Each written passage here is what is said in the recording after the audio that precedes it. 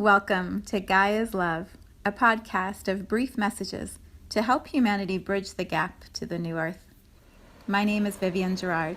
It is my delight to be a scribe for consciousness today, sharing the wisdom that flows through from Source. Here we go.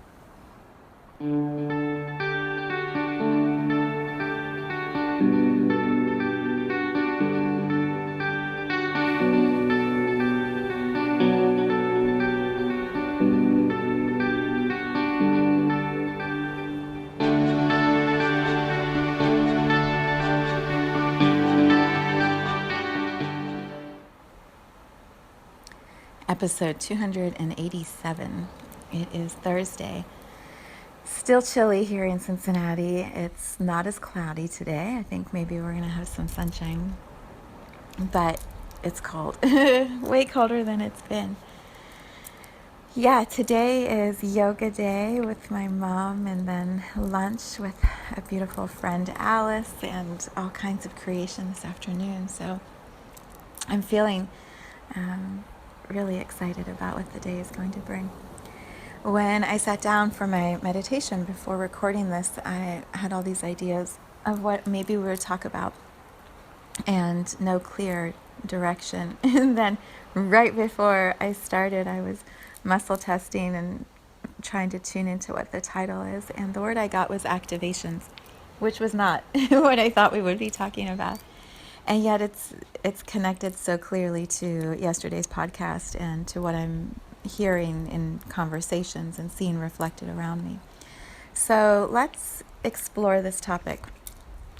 In a chemical sense, an activation, the definition I found on Google is there's a chemical reaction that creates some new substance or new process. And so the activation is that chemical mix or spark, I guess, in a sense. The way I define it, the way I use it in the work that I do, is an activation is when your awareness of something takes you to a different level of consciousness. You have an experience and suddenly it's like the veil lifts a little bit and you can see differently or understand something from a different perspective. And you can have lots of little activations. Sometimes there's a big activation in your human journey. Big. Like, it's what Oprah describes. Sometimes you have a little tap on the shoulder and you ignore it, and then you have a little bigger tap on the shoulder and you ignore it, and then you get knocked down and you still ignore it and get back up, and then you have a car accident, or you have someone hit you over the head with a 2x4. She has some great descriptions. It's this process of helping you to awaken, which is what we discussed yesterday.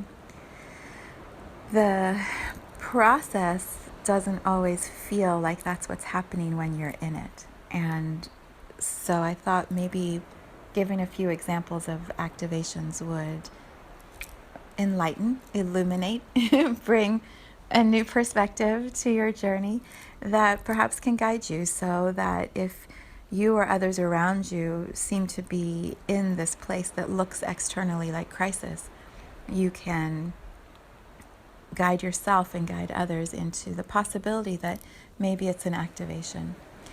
And then my invitation always is choose the activations that are the most easy and graceful, so that your world doesn't have to blow up.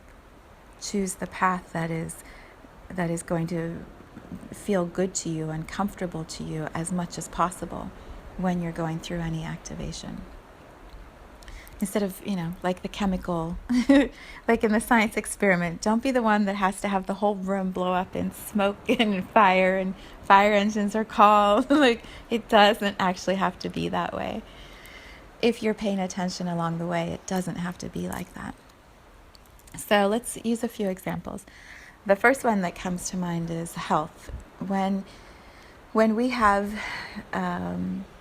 allergies, perhaps, we have little irritations, things that are brewing inside of us, and so we're feeling a little uncomfortable, but we just ignore it and we don't pay attention. Then suddenly it turns into the sinus infection. You've got this thick mucus and you can't breathe and you can't sleep, and so your body gets more depleted and more tired, and and then you're not paying attention to that, and the medicine isn't working, and you're still pushing yourself and working too hard and not eating well, not drinking enough water, and perhaps that turns into something more in your lungs. You get pneumonia, you get bronchitis, and then you're really down.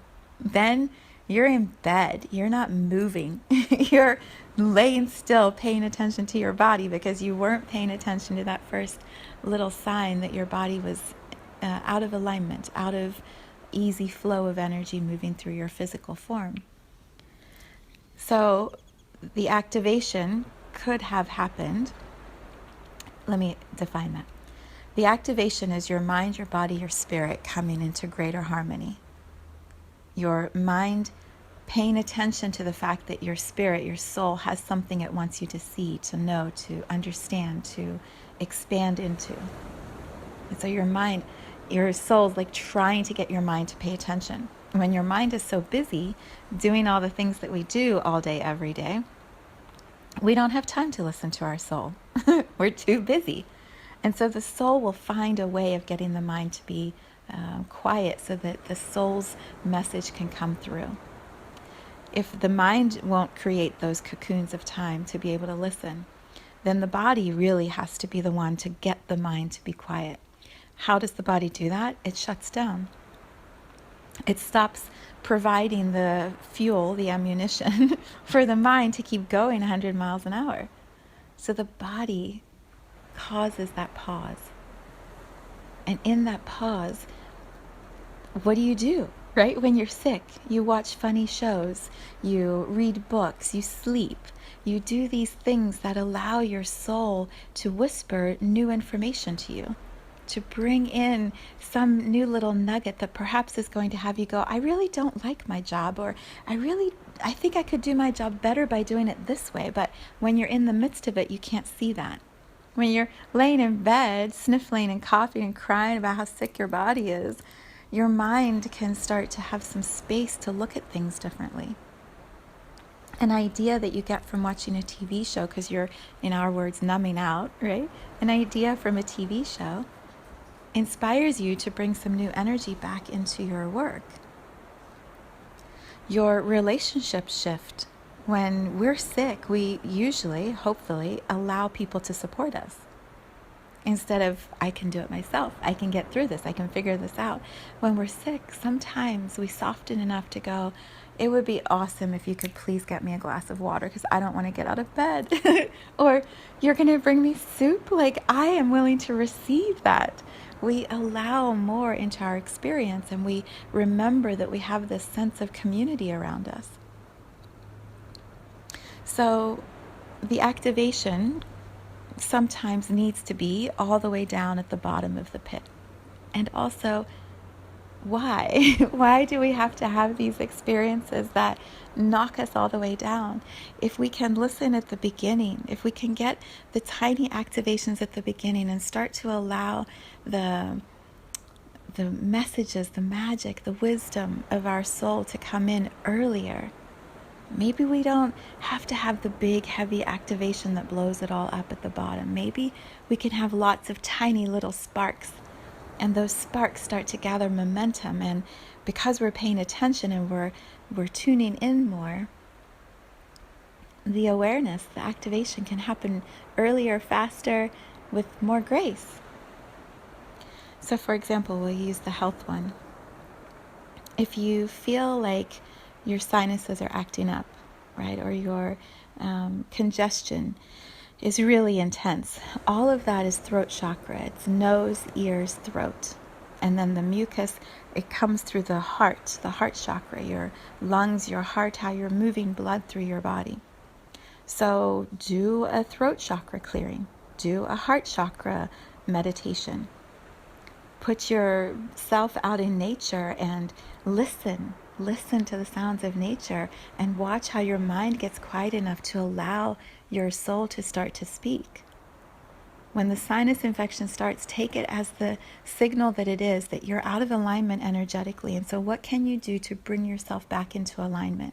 Because when that energy starts to flow, stars activating the throat chakra. Here he comes. There's a squirrel. Oh, that's so funny. Hold, please. All right. We have peace again. Oh, that's so funny. Yeah, throat chakra activation.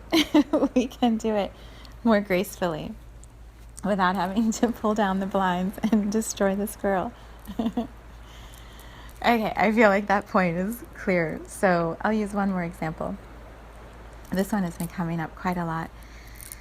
When we start to awaken, when we have these activations and we're becoming more aware, the ways that our soul guides us are unique to us. So, for example, for me, I was studying with a teacher and learned so much about energy, and then started to apply what I was learning and learning more and learning more. And what I found is the way that I was awakening and experiencing energy was very different from the way that I had been taught and the way that the person I was partnering with was doing it. And so we start to feel this sense of wanting to explore a different direction, or bring in a different element into our journey, or read a book that perhaps others don't understand or agree with, or listen to music that's different than what we used to listen to, or be in groups that suddenly the group conversation doesn't feel the way that it did before, so we want a different conversation, so we find a different group. And in our individual pathway, the many small activations and then the bigger activations are so specific to each one of us. What happens when we trust our own flow is that the old communities and the old teachers and guides and gurus and masters that we're working with, their way doesn't necessarily always match the way that we're feeling now. That perhaps our expansion is taking us into a little bit different direction, and so it's not quite feeling the same way that it did before with the old group or community or teacher.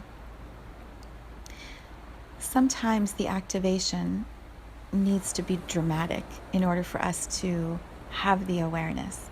We need to have the big blow up with the person. That's exactly what happened to me in my journey. Big blow up. We have to cut all ties, separate everything in order for ourselves to feel strong enough to stand in our own space and say, this is the way that I want to be following my soul's guidance, and it doesn't align anymore with the way that it used to in this community or with this group.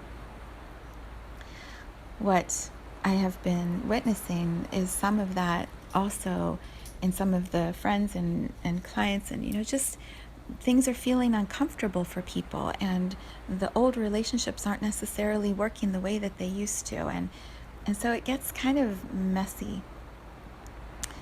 What I offer from my path is, what if we can try a different way of communicating the feelings we have when things are starting to get not so the same as they were. Listen to me stumbling my way around this.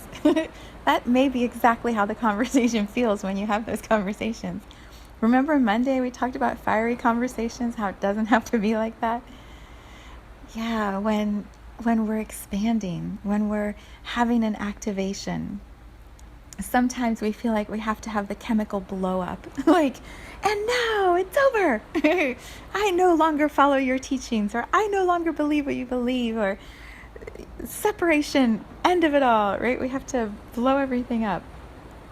Kind of like Star and his squirrel. Roar! Yeah, that's so funny. And also, why? I don't know that that's always what serves, or maybe it has to be that way. Clearly for me it did, because that's how it played out. And also now with time and with steadiness in myself, I can see it doesn't always have to be like that. We can have really graceful activations. Our soul can speak to us and guide us, and we can share those feelings and awakenings with the people around us, and use our voice to say, I need you to listen, I need you to understand. And if you don't understand, it's okay, but can you just accept that I'm changing? Can you give me the space to change? Can you allow me the time to kind of sort through this so we don't have to have an ending? Can we move through this side by side? Sometimes the hardest one is when you have someone who's been your teacher, your guide, and they are comfortable in the role of being the teacher or the guide. And the student starts to expand, and the teacher's like, ah, no, no expansion for you. You can't be wiser than me, or know more than I know, or try new things that don't fit into my teaching.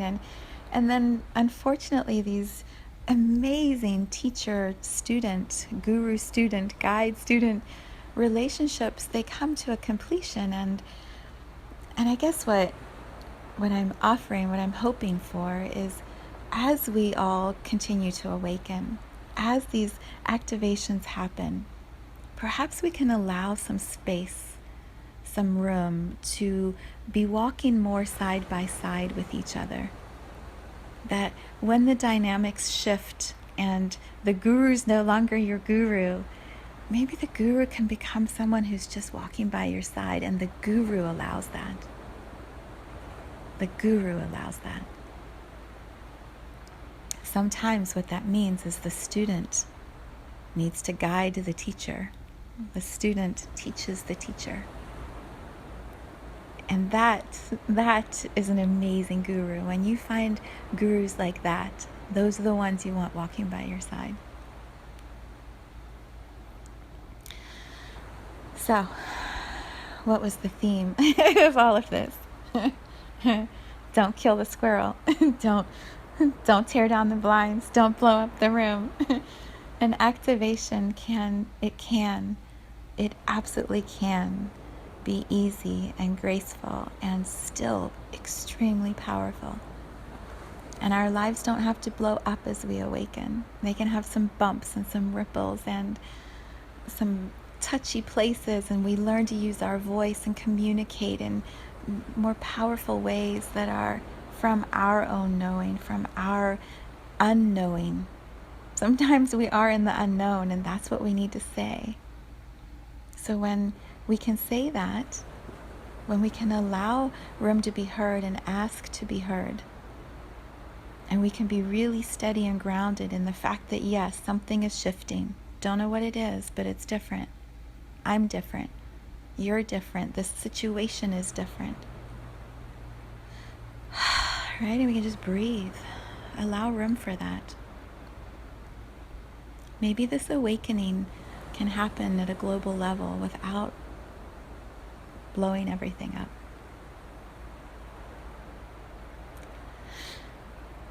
Yeah. All right, I'm going to go see if the blinds have been torn down. I'm just kidding. He just gets really excited because there are so many squirrels right now, and they're all gathering their nuts and berries and whatever they put into their little nests, and it's torture for my poor little guy today. All right, I'm up to yoga and lunch. Have a beautiful day, everyone.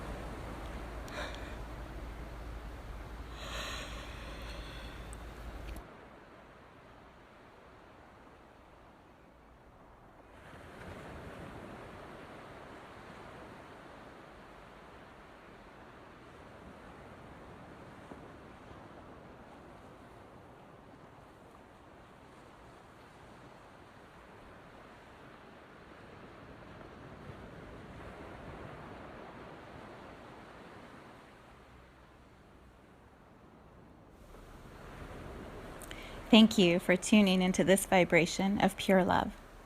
I invite you to join me in aligning with the optimal health of your mind, body, spirit in the virtual community of Viv's Energy Gym. You can learn more at mysouljourney.com. Let's take this message of Gaia's love out into all of our relationships and communities today. So much love from my heart to yours.